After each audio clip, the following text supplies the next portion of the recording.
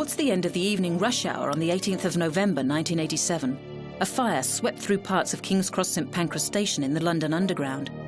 Although there was no smoking allowed on the trains, passengers would often light up on their way out of stations, leading investigators to believe that this fire was started by a discarded match dropped down the side of one of the old wooden escalators serving the Piccadilly line, which ignited rubbish and grease in the track.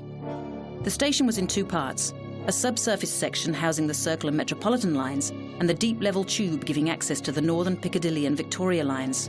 This was the area most badly affected by the fire, particularly the entrances and ticket hall. At first, people believed the fire was small, but the draft and winds caused by trains coming in and out of the stations added to its speed and fueled a phenomenon that became known as the trench effect, which caused it to flash over in a fireball with drastic consequences. The inferno was also exacerbated by a solvent used in the paint on the ceiling above the escalators. In all, 31 people were killed, and over 60 suffered injuries ranging from burns to smoke inhalation. One of the dead was firefighter Colin Townsley, who was awarded a posthumous certificate of commendation for bravery. The last body to be named was 72-year-old Alexander Fallon of Falkirk. Fallon had been living rough in London, and consequently it took until January 2004 before forensic evidence finally uncovered his identity. As a result of the fire, all wooden escalators were replaced with metal ones, and smoking anywhere on the tube system was totally banned. But even so, as of 1991, a report found that out of 26 safety recommendations made at the time, only 8 had been properly carried out.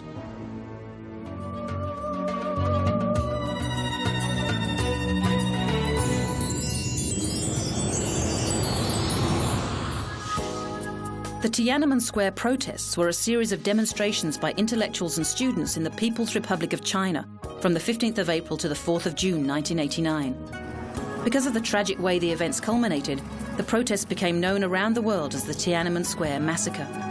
The roots of the protests aren't easily defined though, nor did they speak in one homogeneous voice.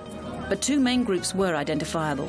Those mainly urban industrial workers who believed that since 1978, political and economic reforms made under Deng Xiaoping had gone too far. And then there were the students and intellectuals who believed they hadn't gone far enough to redress the damage done by the Cultural Revolution and Mao Zedong.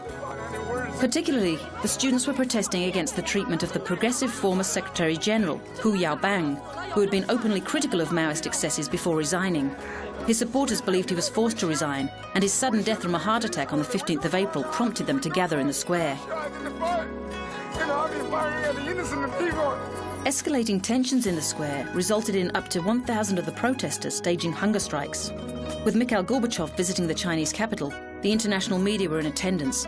Accordingly, when the government's violent crackdown finally came, the images were broadcast around the world. On the 20th of May, martial law was declared, and at 10:30 p.m. on the 3rd of June, armoured personnel carriers and armed troops moved into the square to clear what the party elders saw as a threat to the stability of the country. It's impossible to know how many people died in Tiananmen Square. Official sources say it was about 300, mostly soldiers, while others put that number at 3,000 and possibly up to 5,000. What is certain is that the events tarnished China's global reputation immeasurably, and the ripples are still being felt today.